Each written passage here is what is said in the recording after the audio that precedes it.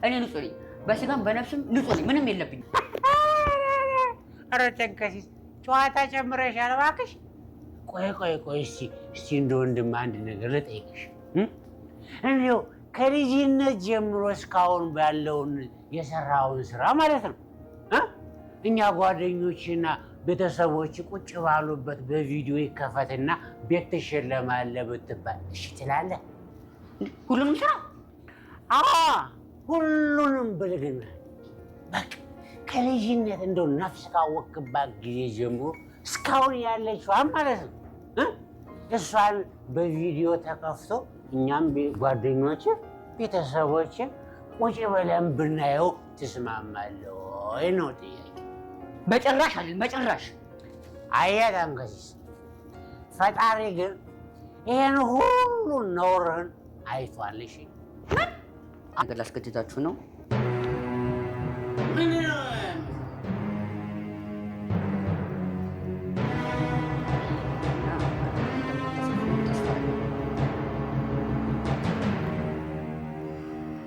ቪዲዮ ላይ እንደተመለከታችሁት ተንከሲስ ቤተሰቡን ከሰበሰበ በኋላ እዚህ ጋር የምናገረው ነገር አለኝ እያለ ነበረ። እንግዲህ ተንከሲስ ለህይወቱ በጣም አስጊኝ የሆነ ነገር ውስጥ ነው ያለው። መሳይ እንግዲህ ተንከሲስ የዘር ፍሬ ውስጥ ፈሳሽ ወርቅ አለ በማለት ቆርጬ እሸጣለሁኝ እያለ ከዚህ ቀደም እንዳለ ሲያወራ ቤተሰቡ ግን ከቀልድ ነበር እየወሰዱት። አብርሽና ገልሞም እንደዚህ የሚባል ነገር የለም በማለት ልጁን ለምንድን ነው እንደዚህ እያልክ የምታስፈራራው እያሉ እንደዚህ የሚባል ነገር እንደሌለ ሲነግሩት ነበረ። እሱ ግን እውነት ነው የናይጄሪያ ጠንቋዮች የሚፈልጉት ለዚህ ነው ብሎ ራሱን አሳምኖታል ማለት ነው። እሱም እንግዲህ ከዝና ቅጥረኛ ከሆነ ሰው ጋር በመገናኘት ይሄንን ነገር አምርሮ እየተማከሩበት ነበረ ማለት ነው። እንግዲህ ናይጄሪያዎቹን ፈልገን ካገኘን በኋላ አውርተን እንሸጣለን ብለዋል ማለት ነው። እንግዲህ የዝና ሰው ናይጄሪያዎቹን እንዳገኛቸውና አሁን ግን የሚያወራላቸው እንግሊዘኛ ተናጋሪ ሰው እየፈለገ እንደሆነ ሲናገር ነበር። እንግዲህ መሳይም ይሄንን ቆርጦ ማምጣቱን ለእኔ ተወው እያለ ነበረ ማለት ነው። እንግዲህ መሳይ እያሰበ ያለው የተንከሲስን የዘር ፍሬ ቆርጦ በመሸጥ ህይወቱን ለመቀየር ነው። እንግዲህ ተንከሲስ ይቅርታ መሳይ ከዚህ ቀደም እንደተመለከታችሁት ከዝና ጋር በመሆን ትህትናን አሳልፎ በመስጠት እና እንደዚሁም ደግሞ የሚወዳቸውን አብረው የኖሩትን ጓደኞችን ለእነሱ ምንም ግድ ሳይሰጠው ገንዘብ የሚያገኝበትን ነገር ብቻ ሲያሳድድ ነበረ። ዝና በስተመጨረሻ ያለውን ገንዘብ በሙሉ ወስዶ ራቁቱን አስቀርቶታል ማለት ነው። እንግዲህ አሁንም ቢሆን ይህንን ሀሳቡን ሳይተው ተንከሲስን አሳልፎ ለመስጠት እያሰበ ነው። እንግዲህ ይህ ነገር ለተንከሲስ በጣም ትልቅ አደጋ ነው ማለት ነው። ምክንያቱም እንግዲህ ለመሳይ ገልሞና አብርሽም እንደዚህ የሚባል ነገር የለም ብለው ነግረውት ነበረ። መሳይ ግን ራሱን ስላሳመነ ያንን ነገር ሊቀበላቸው አልቻለም ማለት ነው። እሱ እያሰበ ያለው ሌሊት እሱ ሲተኛለት ቆርጦ በመውሰድ እና እንዲሸጥ ነበረ ማለት ነው። እንግዲህ ለዚህ ነገርም ደግሞ የግሌ እንድታግዘው እያደረገ ነበረ ማለት ነው። እንግዲህ የግሌም እንደዚህ የሚባል ነገር የለም ብላው ነበረ። እሱ ግን አለ ብሎ አሳምኗታል። ነገር ግን የሚበላው ምግብ ውስጥ የሆነ ነገር ወይ እንቅልፍ የሚያስተኛ ነገር እንድትጨመርለት እና እሱ ደግሞ የሚያደርገውን ነገር እንዲያደርግ እየጠየቃት ነበረ ማለት ነው። እንግዲህ መሳይ አሁን ላይ እዛ ቤት ውስጥ ሰው ባይኖር ተንከሲስን ምን ሊያደርገው እንደሚችል በጣም ማሰብ ቀላል ነው። እንግዲህ ተንከሲስ ጨራታ ቦታና እንደዚሁም ደግሞ ሲተኛለት ምን ለማድረግ እያሰበ ነው ያለው። ይህም ነገር ለህይወቱ በጣም ትልቅ አደጋ ነው ማለት ነው። እንግዲህ ተንከሲስን በጣም እየፈራና እየሰጋ ስለሆነ መሳይን እገለዋለሁኝ እያለ ሲይዝትበት ነበረ። ነገር ግን እዛ ቤት ውስጥ ያለው ሰው በሙሉ ይህንን ነገር እንደ ቀልድ ነው የወሰዱት ማለት ነው። ወይም ከቁም ነገር አልወሰዱትም። ነገር ግን በኋላ ቆይቶ እንዳለ ቤተሰቡን ትልቅ ዋጋ ሊያስከፍላቸው ይችላል ማለት ነው። እንግዲህ ተንከሲስ በዚህ ከቀጠለ ማለት ነው። ምክንያቱም መሳይ ይህንን ነገር ካደረገ በኋላ እንዳለ ቤተሰቡ ቀልድ ነው እያሉ ሲያዩት የነበረው ነገር መሳይ ደግሞ ከቁም ነገር ወስዶ ተግባራዊ ካደረገው ይህ ነገር በጣም ትልቅ ዋጋ ያስከፍላቸዋል። ይህ ሀሳብ ግን እንግዲህ መሳይ በራሱ በጭንቅላት ውስጥ የፈጠረው ሀሳብ ሲሆን እንግዲህ ዝና ናይጄሪያዎች ይፈልጉታል ብሎ ሲነግረው ለምን ፈለጉት የሚለውን ነገር ሲያስብ እሱ ይህንን ሀሳብ በውስጡ ፈጥሮ ማሰብ ጀመረ ማለት ነው። እንግዲህ ለራሱ ስላሳመነው እንደዚህ የሚባል ነገር የለም ሲባል እንኳን አልሰማም። የዝናንም ቅጥረኛ የሆነውን ሰው ራሱ አሳምኖታል ማለት ነው። እሱ ለራሱ እንደዚህ የሚባል ነገር የለም ሲል መሳይ ግን እንትን ብሎታል፣ አሳምኖታል ማለት ነው። በነገራችን ላይ ከማያቸው ድራማዎች በጣም አስቂኝና አዝናኝ የሆነው ድራማ ትህትና ነው። በጣም ቁም ነገር አዘል በጣም ብዙ ትምህርቶችን የሚያስተምር ድራማ ነው። በነገራችን ሌላው ደግሞ በተለይ ገልሞ የሚናገራቸው ንግግሮች በጣም ቀልድ የሚመስሉ ነገር ግን ቁም ነገር እና ብዙ ትምህርት የሚያስተምሩ ንግግሮች ናቸው ማለት ነው። እንደውም በባለፈው ክፍል ካስታወሳቸው ይቺ ዓለም አንዳንዱን በፎቅ አንዳንዱን በንፉቅቅ ነው የምታኖረው ብሎ የተናገረው ነገር በጣም ነው እየገረመኝ ማለት ነው። ሌላው ነገር እንግዲህ ትህትና እዛ ቤት ውስጥ ከገባች ጊዜ ጀምሮ አብርሽንና መሳይን ወንድሞቼ ይሆናሉ የሚል ነገር ጥርጣሬ አዝሮባታል።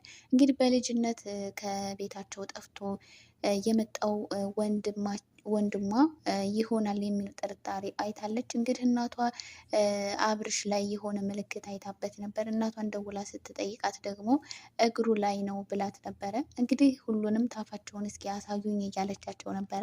እነሱም ለምንድን ነው የኛን እግር ማየት የፈለገችው ብለው ነበረ ማለት ነው። እሷ ግን ለምን እንደፈለገችው አልተናገረችም። ይህ ነገርም ደግሞ እሷን እንዲጠራጠሯት ሊያደርጋት ይችላል ማለት ነው። በግልጽ ምን እንደምትፈልግና ለምን ማየት እንደፈለገች መናገር ነበረባት። እሷ ግን ለማንም ሰው ሳትናገር በራሷ መንገድ እንዴት ማወቅና ማየት እንዳለባት እያሰበች ነው። በዚህም ጉዳይ ላይ የግሌ እንድታግዛት እያደረገች ነበረ። እንግዲህ እውነት ትህትና ተሳክቶላት ወንድሞቿ ወይ መሳይ ወይ ደግሞ አብርሽ ሊሆኑ ይችላሉ። እንግዲህ ከመድብል ጋርም ሲያወሩ መድብል እየወደዳት ይመስላል።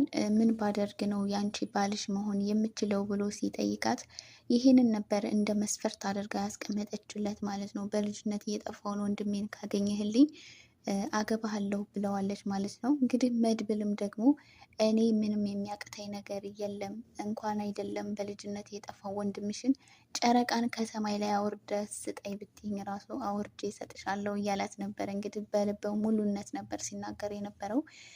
እንግዲህ ትህትናም በዚህ ንግግሩ ደስ ብሏታል። ወንድሟንም እንደሚያገኝላት ትልቅ ተስፋ ሰጥቷታል ማለት ነው። እንግዲህ ጥርጣሬም እንዳላት አብርሽና መሳይ ላይም ነግረዋለች።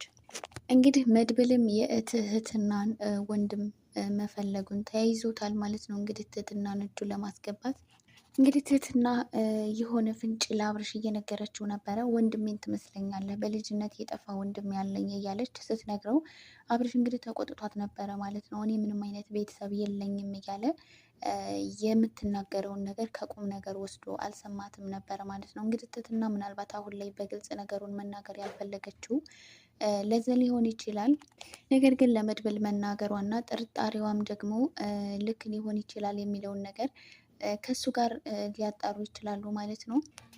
የግሌም እንግዲህ ምናልባት ትህትና ይህንን ነገር ማየት የፈለገችው መሳይ እንዳለው ሊሆን ይችላል ብላ እንግዲህ ነገሩን ወደ ሌላ ነገር ወስዳ እየተናገረች ነበር ማለት ነው። እንግዲህ ትህትና ይህንን ስትናገር የነበረው የግሌ ማለት ነው ትህትና አብርሽን ስለምትወደው ምናልባት ደግሞ ቀረቤታቸው በዚሁ ከቀጠለ ደግሞ ትህትና አብርሽን ትነጥቀኛለች የሚል ሀሳብ ስላለባት እንግዲህ የግሌ አብርሽን ስለምትወደው ማለት ነው።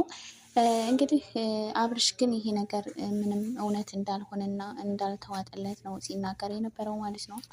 እኔ ግን አብርሽ የትህትና ወንድሟ ይመስለኛል። ምክንያቱም ገና መጀመሪያ ስታየው ወንድሜን ትመስላለህ እያለች ትህትና ስትናገር ነበር ማለት ነው።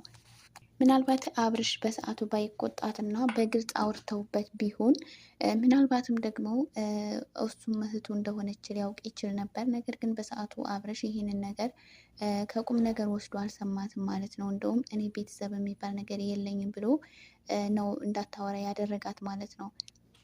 እንግዲህ አብርሽም ደግሞ ትህትናን ይወደዳት ይመስላል። ምክንያቱም ከመድብል ጋር ስትሆንና ከመድብል ጋር ስትገናኝ እሱ በጣም ቅር ያለውና እየከፋው ስለነበረ ምናልባትም ደግሞ ወዷት ሊሆን ይችላል። ነገር ግን ሁለቱ ፍቅር ውስጥ ከመግባታቸው በፊት እህትና ወንድም ሊሆኑ ይችላሉ የሚለው ነገር ጥርጣሬ ስላለ መጣራት አለበት። እንግዲህ ይህንን ስራ ለመድብል ስለሰጠችው መድብል ደግሞ በራሱ መንገድ ማንኞቹ ናቸው ወንድሞቿ የሚለውን ነገር በራሱ መንገድ የሚያጣራ ይሆናል። ምናልባትም እሱን ልክ እነሱን እንደ ጓደኛ ቀርቦ እግራቸው ላይ ያለውን ምልክት የሚያይበትን አጋጣሚ ፈጥሮ በዚህ መንገድ ላይ ያጣራላት ይችላል። እንግዲህ ቃል ገብቶላታል ማለት ነው። መድብል ደግሞ ምንም እስካሁን ሞክሮ ያልተሳካለት ነገር የለም። እንግዲህ ዝናንም በሌላ በኩል እያንቀጠቀጠው ይገኛል ማለት ነው። እንግዲህ የትህትና ድራማ ተከታታዮች ለዚህ ቻናሉም አዲስ የሆናችሁ ሰብስክራይብ በማድረግ ቤተሰብ ሁኑ። ትህትና ድራማ በጣም አዝናኝና አስቂኝ የሆነ ድራማ ነው። ነገር ግን ደግሞ አስቂኝና ቀልድ የበዛበት ቢሆንም ግን ደግሞ ቁም ነገርና ትምህርት አዘሉም ደግሞ በዛው ልክ ነው። የማታዩት ብታዩትና ብትከታተሉት ብዬ አስባለሁ። በቀጣይ ቪዲዮ እስከምንገናኝ ሰላማችሁ ብዝት ይበል። እወዳችኋለሁ።